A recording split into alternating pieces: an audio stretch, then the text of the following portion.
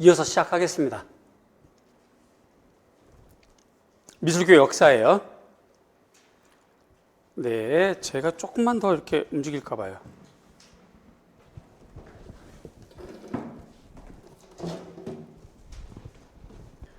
인강을 들으면서 불편한 점이 있거나 화질은 아마 많이 개선된 것 같고 혹시 판서, 카메라 여러 가지 등등 꼭 우리 카페에 얘기해 주시면 좋겠습니다. 미술교 역사입니다. 고대부터 가는 거예요. 고대부터 서양 고대. 여기에서 포인트가 3포인트, 2포인트는 출제가 됐어요.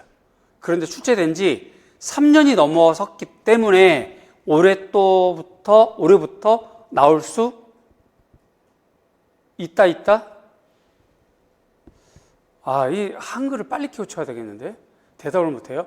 나올 수 있다 없다라고 물어볼 거를 제가 농담 삼아 있다라고 물어봤어요. 다시 갑니다. 기본 소양. 임용고시는 출제된 문제 내지는 그 정답, 그 주제가 제출될 수 있다 없다. 있다 손 들어주세요. 훌륭합니다.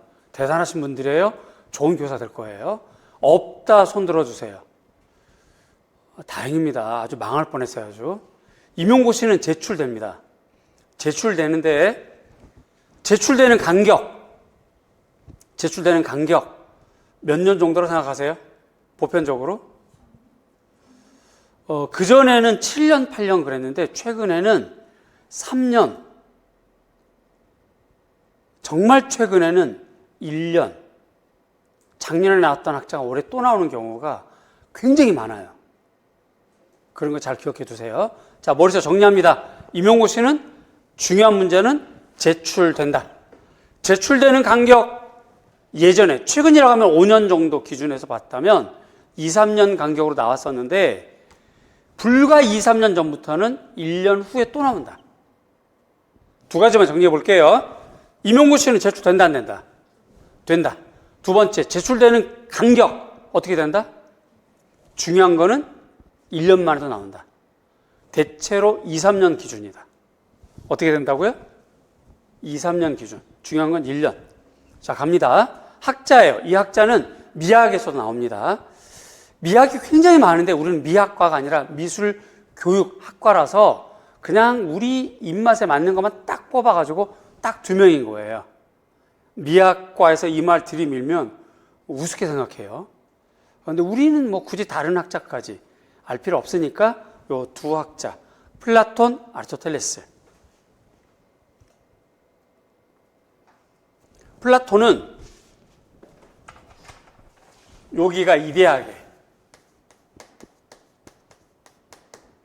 본질계입니다. 본성, 본질. 이러한 이데아계가 있는데 망각의 강이 있어요. 망각의 강을 건너서 현상계에 태어난다는 거지.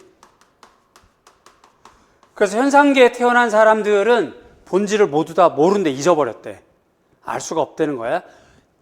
누구? 플라톤처럼 특이한 사람, 그런 사람들은 본질계를 알 수 있다는 거예요. 플라톤 같은 사람이거나 정생 같은 사람은 이걸 좀 알 수 있고, 나머지는 웃으면 돼요. 그리고 웃으면 이렇게 짤까, 이렇게 웃어서 돈 들어가는 것도 아닌데, 어이없어도 웃으세요, 그냥. 근데 요게 시험 볼 때는 나와, 기억이 나. 요거 때문에 잊어버린다는 거죠. 그 현상계는 잊어버렸기 때문에 이데아를 뭔가 추정, 따라가려고 하는 성향 때문에 하는 못된 습관, 플라톤의 주장이에요. 어떤 걸 하냐면 모방을 한대요. 모방을. 잊어버렸기 때문에 완벽하게 알 수가 없어. 여러분들 흔히 아는 동굴 얘기예요. 동굴 앞에 여기 사람이 이렇게 있으면 이렇게 그림자가 비쳐서 이렇게 있다, 이런 얘기잖아요. 동굴 안에 사람들은 그림자만 본다는 거지. 실제로 보지 않고. 동굴 내용. 내지는 침대. 이런 내용들이 미학책에 다 나와요. 아시겠지만. 진짜 침대가 있는데 현상 우리가 사용하는 침대는 본질을 모방한 것이다. 이런 거죠. 이게 플라톤의 주장이에요. 그러다 보니까 본성 이데아계 1원, 현상계 1원 합쳐서 2원이라고 하는 거지. 2원계. 이게 플라톤의 주장이고, 요건 정반대로 플라톤의 제자인데도 아리스토텔레스가 있어요. 여기까지는 플라톤.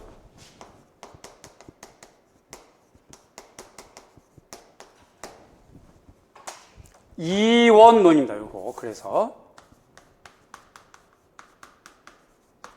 이라고 그래요. 본성, 그리고 현상계에는 본성을 따라가려고 하는 모방. 이때 모방은 단순하게 추구하는 거야. 단순하게. 문제는 여기에 있어요. 현상계에 있는 거 그래 인정. 어떻게 할 수 없지 뭐. 근데 이 현상계에 있는 상황을 또 모방하려는 계층이 있다는 거야. 그 장르가 있다는 거지. 그게 뭐냐면 예술계예요.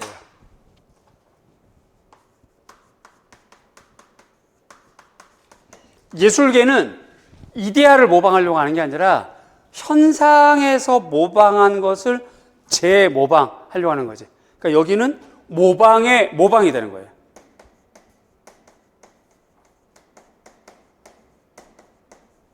그래서 예술계는 좋지 않다. 하면 안 되는 것. 규정한 것이 플라톤이에요. 중요한 말 두 글자네요. 뭐로 시작해서 방으로 끝나요. 뭐라고요? 모방. 이걸 단순 모방이라고 그래요. 여기 있는 것처럼. 단순 모방. 예술은 모방의 모방이다. 외적인 것만 추구한다. 단순 모방이라는 거죠. 예술의 가치에 대해서 회의적이다. 이런 겁니다.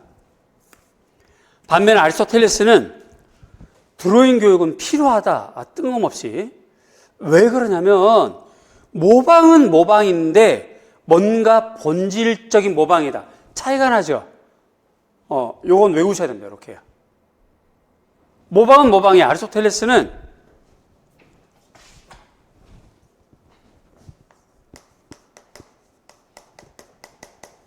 텔이라고도 하고요. 아리스토텔이라고도 하고 텔레스라고도 보통 얘기합니다. 진료가 있고 진료를 통해서 정신, 형상 이렇게 된다는 거죠. 이것은 같다, 한 덩어리다. 그래서 구분할 수가 없다. 그래서 일원론이 되는 거예요.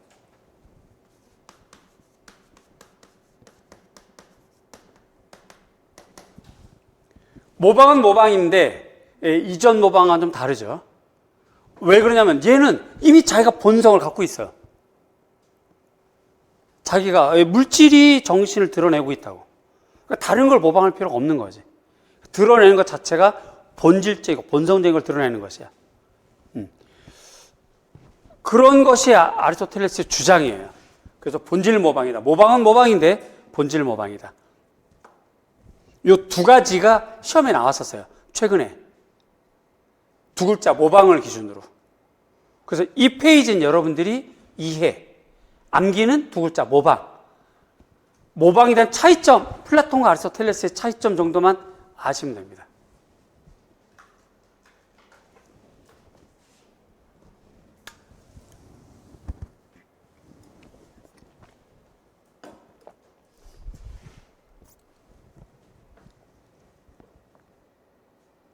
여러분들이 미술교사가 돼서 학생들에게 미술의 기초, 조임수와 원리 시간이라서 어쩔 수 없이 하기 싫지만 석고대성을 시켜야 되는 시간이 있다. 미술실에 석고상을 갖다 놓고 아그리파를 갖다 놓고 그리게 했다.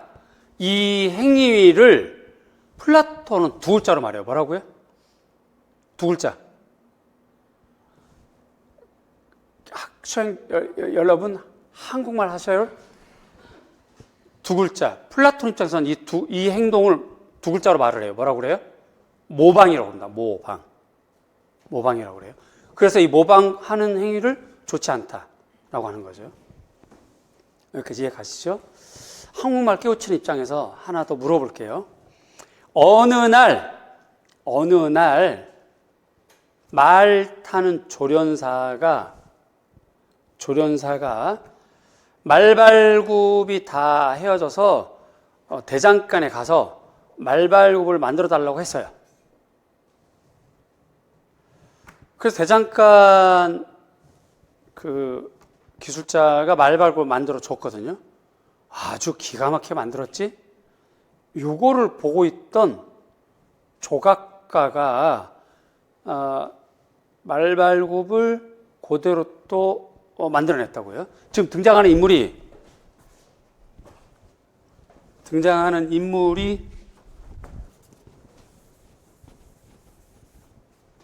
말발굽이라고 하는 주제로 등장하는 인물이 이 말타는 조련사, 그 다음에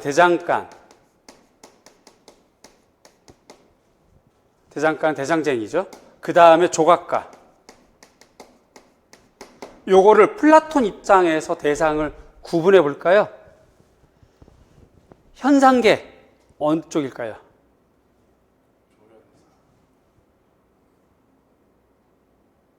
우리 눈에는 이게 이제 조련사가 현상계이긴 해요. 대답 고맙고. 그런데 여기에 대입해서 보자면 말에 대해서 깊이 진짜 본질, 실체적으로 이해하고 있는 사람이 조련사이기 때문에 이데아를 알고 있다고 얘기하는 거고, 이 사람의 요구에 따라서 대장장이는 말발굽을 만들어낸 거죠. 여기부터 현상계가 되고, 여기가 이제 모방, 예술계가 되는 거예요. 요런 책들이 플라톤에 대한 미학책이 되게 많아요. 다 동일한 이야기야. 이원론 이렇게 되는 거죠. 여러분들이 미술 선생님이 돼서 미술을 시키는 순간 요 상황이 되는 거예요. 모방을 시키는 사람들. 이렇게까지만 이해하시면 돼요. 요 길게 갈 거 아니야. 머리 싸맬 거 아니에요. 아직 머리 뜯을 거 많어. 머리 남겨주시고 아직 헤맬 거 아니에요. 아리스토텔레스는 이런 얘기 필요 없는 거죠. 그냥 현상에 있는 것이 정신까지 드러낸다 개념이에요. 내려갑니다. 모방을 또 다른 말로 미메시스라고 그래요. 미메시스. 이건 참고로 알아두세요. 피타고라스 학파, 데모크리토스 학파, 플라톤, 아리스토텔레스. 그 다음 페이지. 이제 고대에서 플라톤, 아리스토텔레스 넘어서서 한 200년 정도 내려가면 로마 시대, 헬레니즘 시대, 로마 시대. 플로티누스라고 하는 학자가 있어요. 플라톤의 영감의 견해에 기초합니다. 그러니까 플라톤의 영향을 받았다 하는 건데 조금 플라톤과 다른 입장. 영감을 받은 예술가의 시각으로는 보다 완전한 형태를 포착할 수 있다. 따라서 예술은 단순 모방이 아니라 뜻밖의 얻어내는 재현, 관념의 모방이다. 눈에 보이는 어떤 개체의 모방이 아니라 관념의 모방이다. 그래서 유출설, 일자론을 얘기합니다. 유출설이란 태양에서 빛이 방사하는 것처럼 초월적인 존재, 절대자로부터 유출된다. 요 얘기를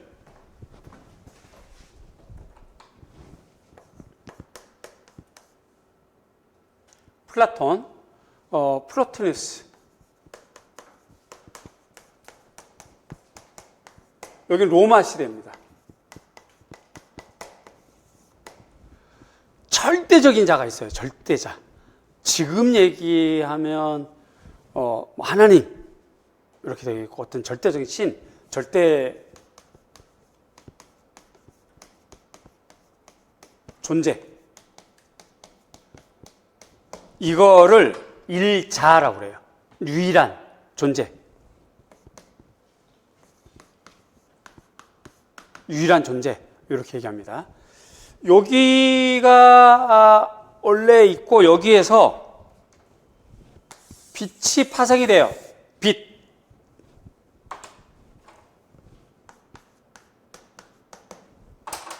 빛이 이렇게 파생이 돼요. 이렇게 파생이 돼서 여기 때문에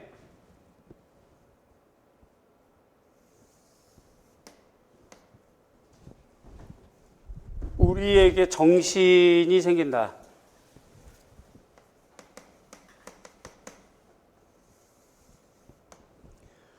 정신으로부터 또 이렇게 빛이 이렇게 파생이 되겠죠.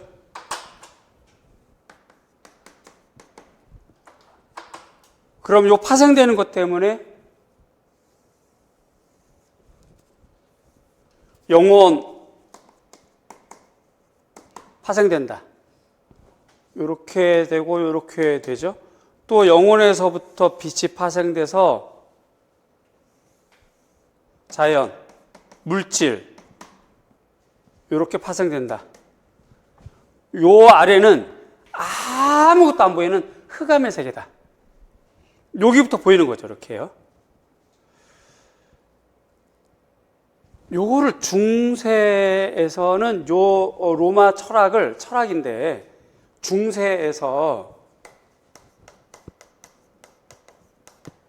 토마스 아퀴나스라든가 이런 그 중세 교부 철학에서는 요거를 받아들여서 종교와 결부를 시켜요. 기독교 종교와 결부를 시켜서 물질적인 것은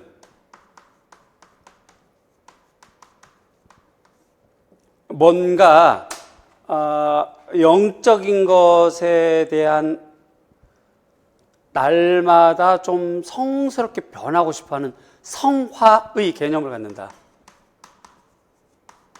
영혼적인 것을 또 정신, 또 깊은 정신에 닮고자 한다. 사람은 하나님을 닮고자 하면서 날마다 기도하고 날마다 개선하고 날마다 또 다르고 또 새롭게 태어나고 날마다 새롭게 라고 하는 성화의 길을 걷는다. 이렇게 중세는 받아들이거든요. 그래서 이 플로티누스의 철학이 로마부터 중세까지 매우 중요하게 이어져요. 여기까지가. 자, 일단 우리 기본적인 걸 가보자. 지금까지 했던 여러 말은 잊어버려도 좋아.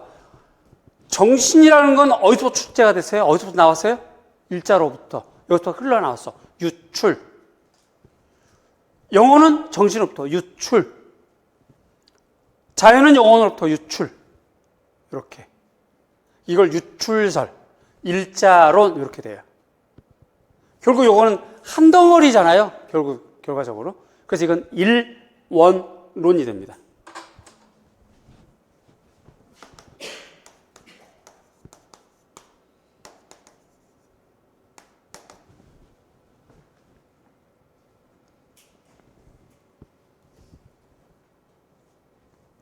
일자로부터 나왔던 빛, 신의 빛이죠. 신의 빛. 신의 빛. 이 빛이라고 하는 것을 중세가 이어지고, 그 다음에 르네상스로 이어지고, 그 다음에 계몽주의 때는 이 빛을 바꿔서 생각을 해요. 여기까지는 신의 빛. 계몽주의부터는 인간 이성의 빛. 인간 중심으로 바뀌는 거지. 계몽주의부터는.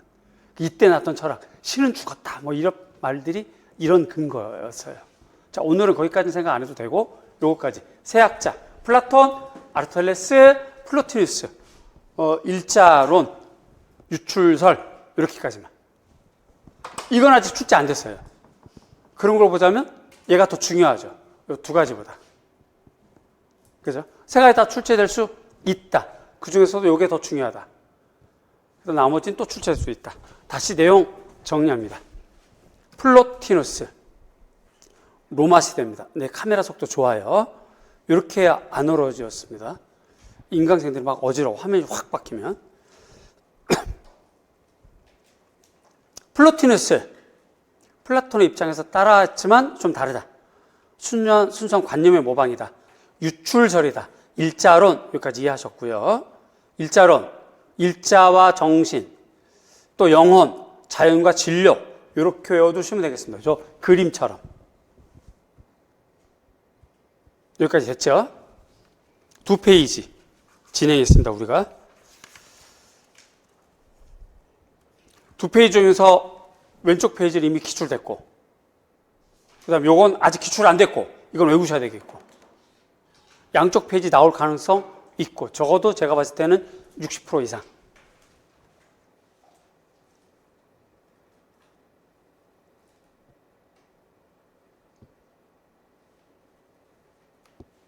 하나만 물어볼게요. 물어봐도 미안해요. 여기 선생님, 사람을 지적하면 놀랄까봐.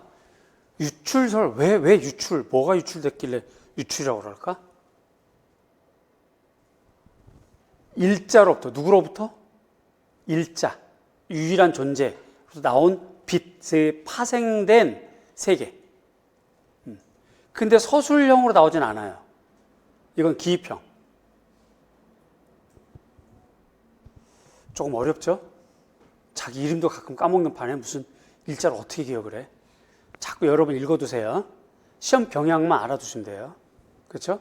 기입형은 기입형 스타일대로 인출하는 거야. 뽑아내는 거. 그치? 뽑아내는 거. 길게 서술형으로 나오지 않아. 플로티누스, 로마 시대 철학. 이게 중세까지 이어진다. 무슨 설, 뭐에서 빠져나왔다. 무슨 설로 끝나면 유출설 이렇게 되죠. 그래서 무슨 론, 일자론 이렇게 외우시면 돼요. 이렇게 하면 인출이 되는 거야. 어렵지 않아. 이렇게 되는 거지. 조금 꼬아서 문제를 낸다면 요 순서 물어볼 거야 아마. 꼬아서 문제 낸다면 가로치겠죠. 일자로부터 뭐? 가로 문자 기억. 뭐? 정신. 거기부터 뭐? 영혼. 그 다음에 자연, 물질, 진료계. 물질을 우리가 진료라고 하거든. 그렇게만 외우면 돼요. 여기까지 이해되죠? 요거 오늘만 이해 잘하고 조금 잊어버렸다가 몇 주 있다 또 한 번 드러내면 돼. 이거 복잡하게 이해할 거 없어. 우린 기입형 잡는다. 2점. 임용시험은 몇 점으로 붙고 떨어지고 그런가? 0점 몇 점 차이로. 시험 보는 해, 학생의 수준, 그 다음에 응시한 인원수, 모집 인원 대비 따라서 0.17, 0.33, 0.7 이런 점수로 붙고 떨어지고 하거든요. 그런 걸 보자면 우리는 기입형 무려 2점 오늘 정리했습니다. 가다가 이해 안 되면 메모했다고 꼭 물어보세요.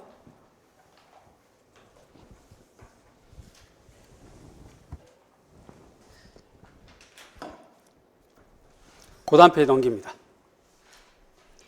중세입니다. 중세에선 뭐 크게 외우거나 이해할 건 없을 것 같고요. 한 가지 단어, 길드.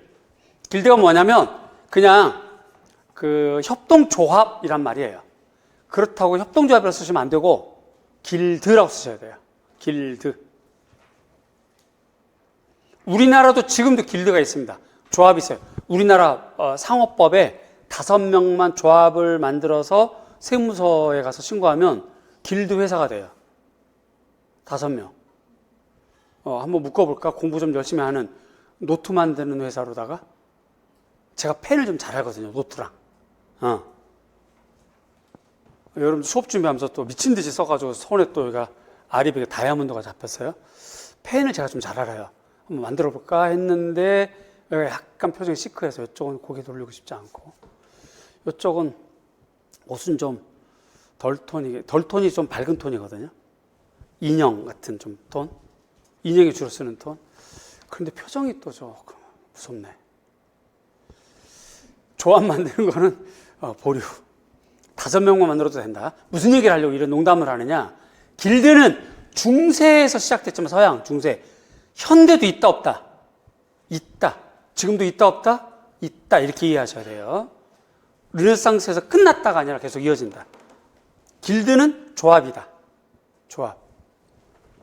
농담처럼 진단처럼 물어볼게요. 어떤 수도원이 있어요. 수도원에서 수도사님이 기도하는 것과 똑같이 손으로 하는 노작 활동, 또 기도로 동시 생각을 했어.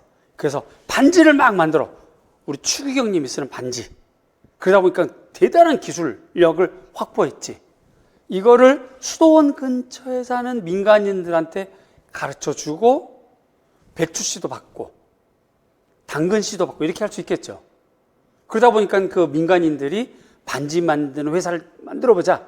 그렇게 되면 이 회사는 뭐라고 그래요? 2글자? 드럽긴 나는데 길드가 돼요. 길드. 이해가죠?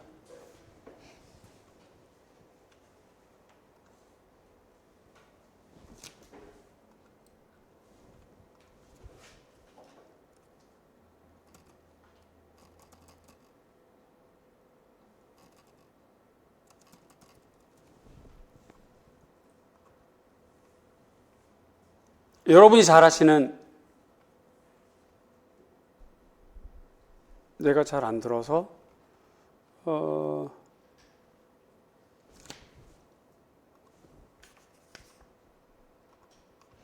르네상스 도나텔로, 아주 유명한 작품이죠. 방패 들고 있습니다. 이 작품이 그 유명한 방패 조합, 방패 길드로부터 주문받아서 만든 작품이에요. 그러니까 르네상스 작품인데 르네상스 시절에도 길드가 있다 없다? 있다. 어쨌든 길드다. 길드, 방패 만드는 회사. 이 문장이 그런 거였대요. 이렇게 참고하시면 되겠습니다. 작품은 도나텔로 작품. 우리는 계속 이어져 갑니다. 중세는 길드만 이해해 주시면 되겠어요. 길드는 교육 방법, 엄격한 훈련, 대가로부터 받는 훈련. 그걸 도제라고 그러죠. 도제 신분제도. 도제. 교육의 중요한 일부분. 조수들을 감독하고 조수들을 가르치는 거. 요 시절에는 길드에 들어가고 싶을 때는 완전히 그 기초도 없는 사람이 수업료를 들고 대가한테 가면 대가한테 수업료를 내고 배우는 거죠. 그 조수 역할을 하고 그렇게 해서 한 15년 하면 이제 조수가 되고 그 다음에 또 그 시간을 넘쳐서 대가가 되고 이렇게. 미켈란젤로도 다 그런 과정을 거쳤던 작가. 이미 아시죠? 자, 그 다음 르네상스입니다. 르네상스부터는 시대가 좀 바뀌어요. 그래서 이건 좀 지우겠습니다.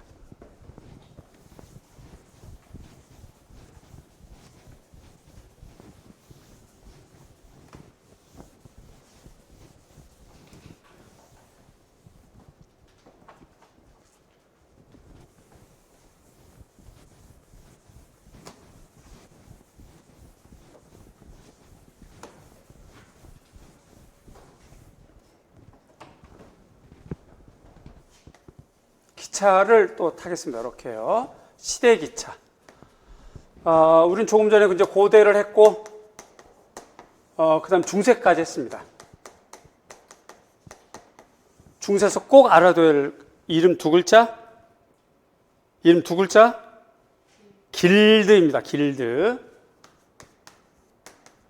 두 글자로 1점짜리 기출문제가 있었어요. 불과 몇 년 전에. 이런 것들 놓치시면 안 돼. 길드 외워두시고, 길드는 그야말로 기술력 배우는 도제 과정. 도제 두 글자. 도제 제자. 길의 제자. 어떤 기법의 제자. 뭐 이렇게 이해하시면 쉽게 되겠다. 자, 그 다음에 이제 여기부터는 체제가 바뀌죠. 이렇게. 여기가 이제 르네상스예요. 여기가 많이 다릅니다. 시대가 좀 바뀌었고, 그래서 많이 차이가 나요. 이 부분은 꼭 알아두셔야 됩니다. 공예와 순수미술이 이제 분리됐던 시대다. 예술가의 사회적 지위가 급상승했던 시대다. 천재가 등장했던 시대. 공예와 순수미술이 등장했다. 순수미술이라고 하는 건 순수한 예술가도 되지만 아마추어도 됩니다. 아마추어. 사상은 신플라톤주의. 신으로부터 영감을 받아서 진행하는 신플라톤주의. 그러니까 플라톤주의, 아까 우리가 봤던 플로티누스를 신플라톤주의라고 그래요. 플로티누스를 신플라톤주의라고 그래요. 집중, 인강생 집중. 다시 정리합니다. 우리가 조금 전에 칠판 줬던 플로티누스, 유출설, 일자론의 이야기를 신플라톤주의라고 그래요.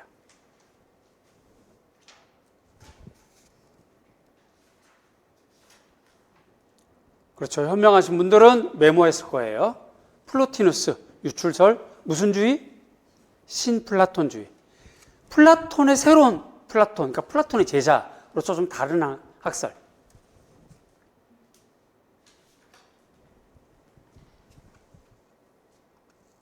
재밌는 거 하나 빠르게 보겠습니다.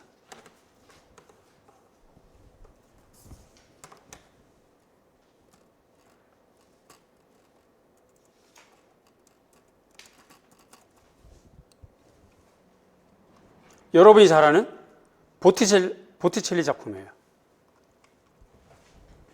시대 르네상스. 피렌체 계열.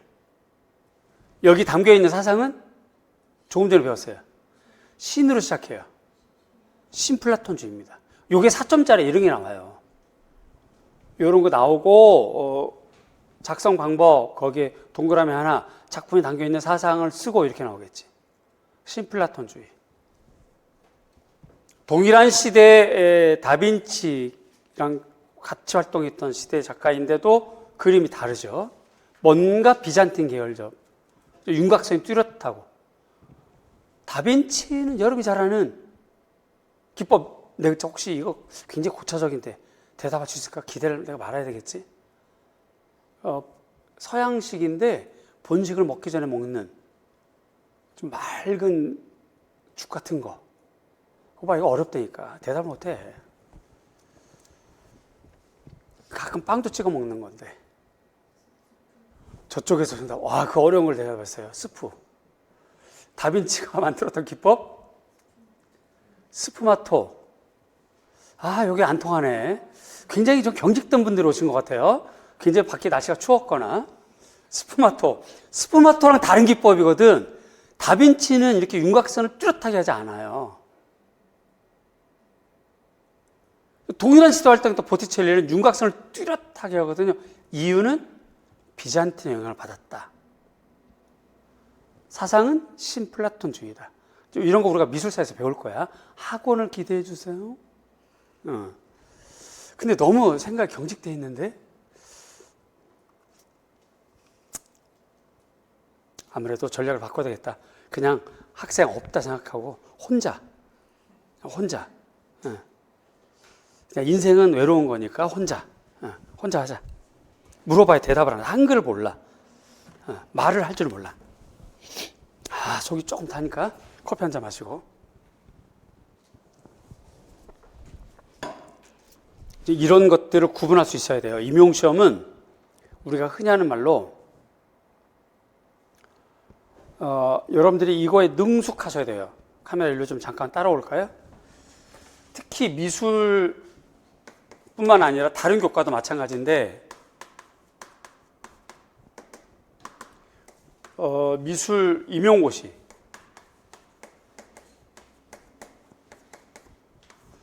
평가원에서 임용고시를 만들면서 지금까지 줄기차게 줄곧 강조하고 있는 시험의 특성. 많은 수험생들이 시험을 보는데 이들을 걸러내야 된다. 그래서 제목을 붙인 게 경쟁시험이에요.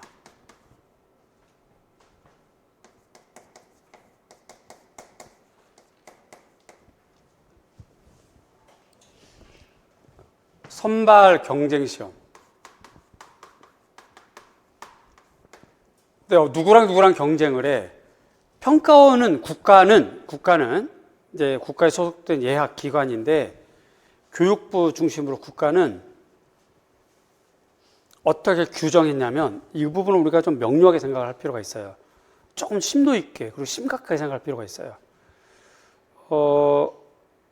교사 자격증이 나오게 되는 그 과정에 있는 학생들, 그렇다면 사범대 내지는 교육대학원 내지는 미술과인데 교직이수 이런 학생들의 대상을 굉장히 능력이 높고 학력이 높은 사람으로 인정을 해요. 규정을 합니다. 수능을 봤던 학생들이 대학을 들어가서 4년 동안 다니고 졸업하게 되죠. 요 기준을 봤을 때, 수능을 기준으로 봤을 때 상위 0.1% 수준이래요. 요 기준이 어떻게 나온 거냐면 교직이수 같은 경우는 그 학과에서 10등 안에 들은 사람만 이수 자격증을 준다라는 그런 기준인 거예요. 그럼 수능 인원의 전체 상위 1%가 서울권 내지는 이런 사범대권, 지방권이라도 교육대학원 이렇게 되고 그 안에서조차 상위 10등 안에 드는 사람만 교직이수 시킨다라는 기준에 따르면 요 말이 맞는 거죠. 요 얘기는 제가 한 게 아니라 교육부 장관이 말을 한 게 인터뷰에서. 이 정도 되는 사람들이 임용고시를 보기 때문에 임용고시의 특성은 뭐다? 고등사고력을 본다. 고등사고력의 기초는 뭐다? 무엇이든 A와 B를 비교할 수 있어야 된다. 시험 문제가 직설적으로 A와 B를 물어보는 게 있고요. 1번. 두 번째, A를 B와 비교했기 때문에 A의 특성을 물어보는 시험 문제예요. 요거 딱 두 가지예요. 이거 더 이상도 아니고 더 이하도 아니에요. 대체로 요런 것들이 미술사. 동양미술사, 한국미술사, 중국미술사 계열.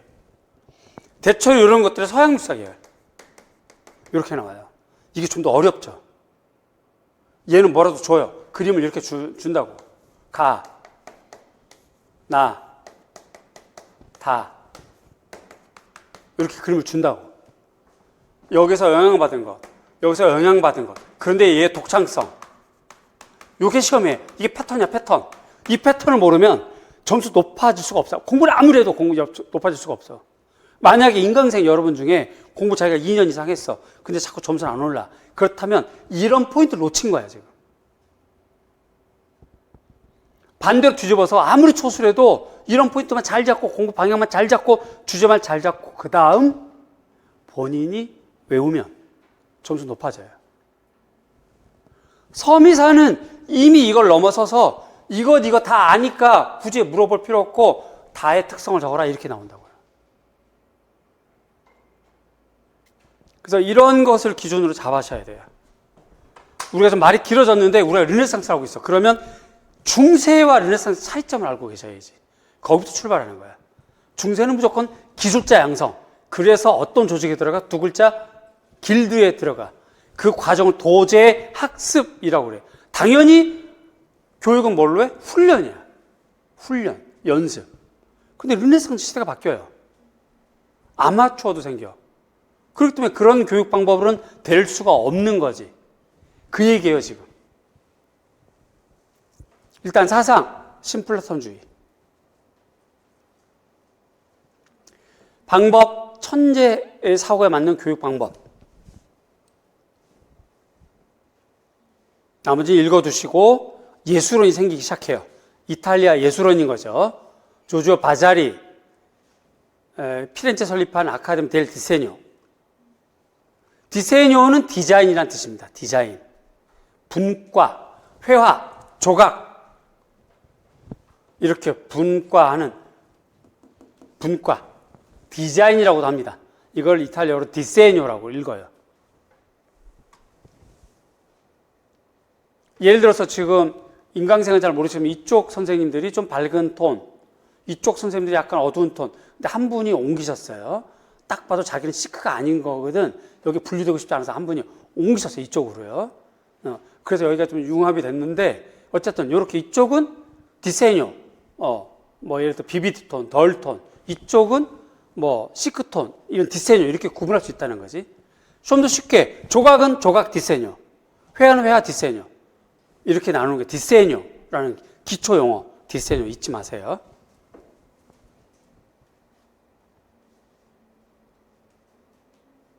소묘를 잘하는 사람들, 소묘 디세뇨. 색채를 잘 쓰는 사람들, 색채 디세뇨. 이렇게 할 수 있어요. 어쨌든 그런 아카데미.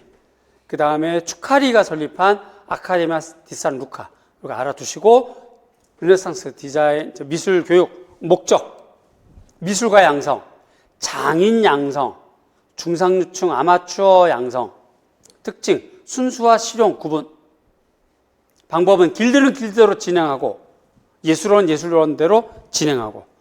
특별히 오른쪽 페이지 르네상스 미술교육 방법 요 부분은 꼭 읽어두시고 일부분은 외워두시고요. 미술교육은 천재의 사고에 알맞는 교육 방법을 사용했다. 초보자들과 능숙한 대가들이 함께 모여 작업했다. 협동학습이네. 협동학습. 집단은 이질 집단. 능력의 차이가 있는 집단을 이질적 집단이라고 그래요. 지금 여러분도 이질적 집단이죠. 초수도 있고요. N수도 있고. 제 수업을 들었던 분도 있고 다른 수업을 듣고 오신 분도 있고. 이질적 집단. 이게 초보자와 능숙한 대가. 그 말을 하는 거예요, 지금.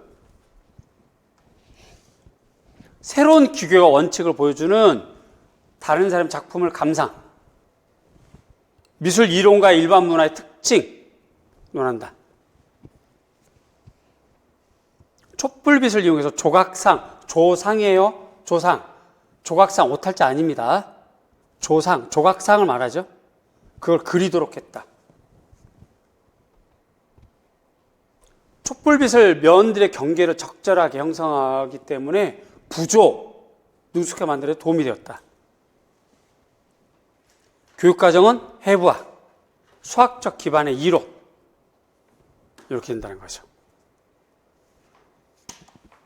르네상스에만 있었던 교육과정이에요. 이거는 외워두셔야 됩니다. 형광펜칠한 건 외우셔야 되고 나머지는 이해, 여러 번 읽기. 이거 시험에 나올 수 있는 확률 제가 봤을 때 70% 이상 넘어가요. 이 페이지는 꼭 읽고 여러 번 반복.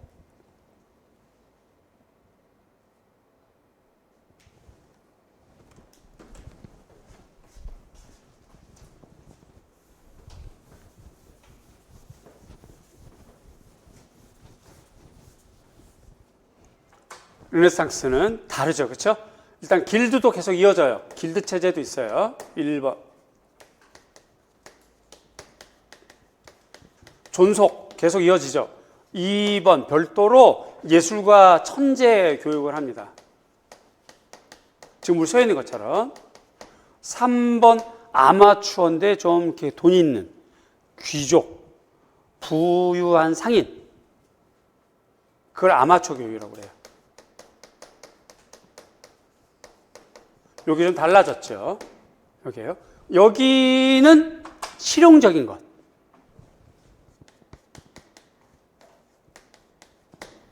그렇죠. 카메라가, 네, 글씨 보이네요. 여기는 순수.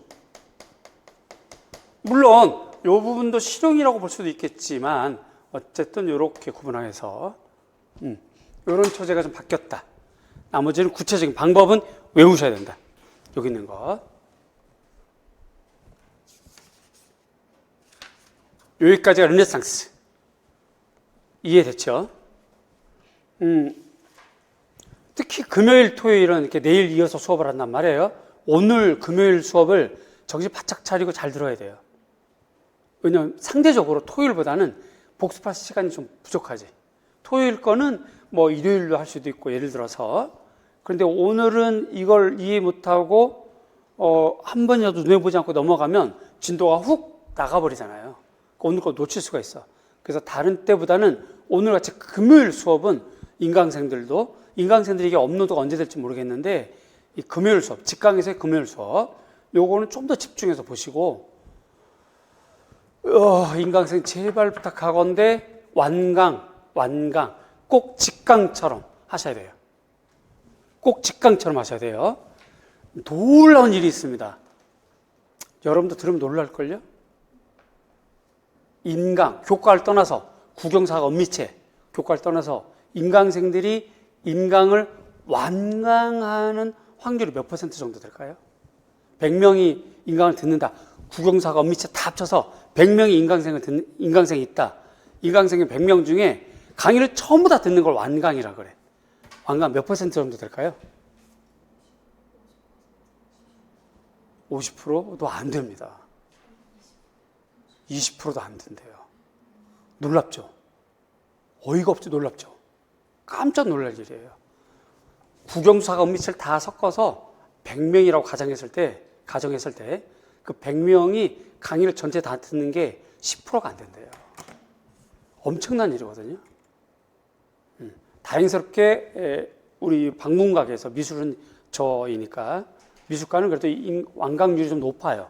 역대적으로 보면 매우 고마운 거고 아주 좋은 현명한 일인 거죠. 완강하셔야 됩니다. 완강하려면 어떻게 해야 된다? 직강과 진도를 맞추셔야 돼요. 인강생 완강하려면 어떻게 해야 된다? 직강과 진도를 맞추는 거. 우리는 오늘 금요일 거야.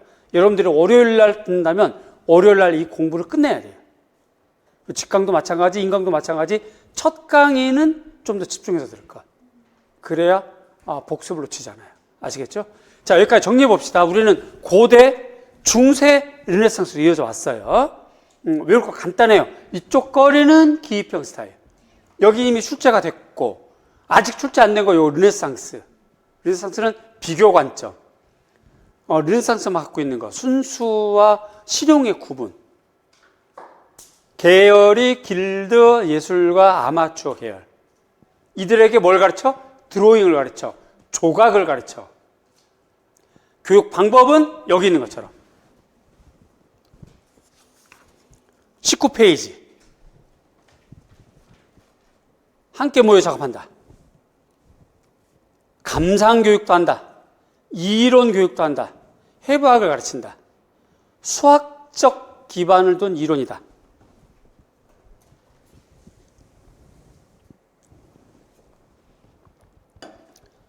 자, 여기서 수학적 기반이 뭐냐? 작년에 시험에 나왔던 거예요. 르네상스 시대에 유명했던 미학자, 그 다음에 그 원근법을 만들었던 사람, 알베르트가 있어요. 바티스타 알베르티, 알베르트 3법칙, 회화는 원근법의 배합, 인간 형태 비율, 비례, 공간감 등이 현실성 있게 있어야 된다. 현실성 있게. 똑같이 그려야 된다는 거예요. 그냥 현실성, 이건 똑같이 재현해야 된다. 회화는 고전 문헌이나 성경에서 유래한 에피소드나 테마, 즉 중요한 성경적인 주제를 다뤄야 된다. 3번, 사람들을 교화 기쁘게, 이게 드라마로 전달되기 위해서 적절한 색감, 빛, 비율, 조형유서 원리라는 말이죠. 이걸 정교하게 다듬어야 된다. 요거는 문장 그대로 외우실 필요까지는 없고요. 중요한 골자만 외우시면 돼요. 1번, 회화는 대체로 현실성, 역사적인 현실성 불러와야 된다. 이렇게만 하셔도 돼요. 회화는 성경의 주제를 담아야 된다. 이렇게 쓰시면 돼요. 회화는 뭔가 드라마적으로 전달되기 위해서 색감, 비율 등을 정교하게 만들어야 된다. 이렇게 쓰시면 됩니다.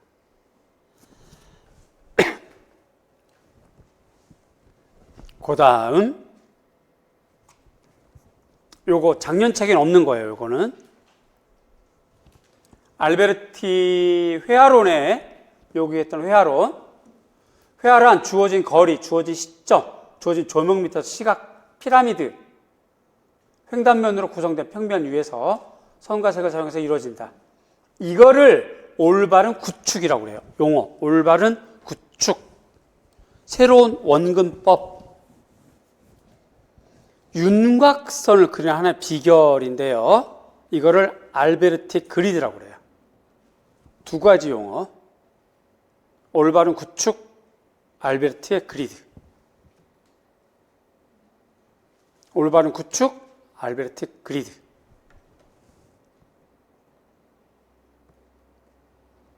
자, 여기까지가 르네상스까지입니다. 정리할 수 있겠죠? 충분히 이해할 수 있을 것 같아요. 오늘 수업 끝나기 전에 한 번 더 돌리고 그렇게 하겠습니다. 우리 잠깐 쉬었다가 진행할게요.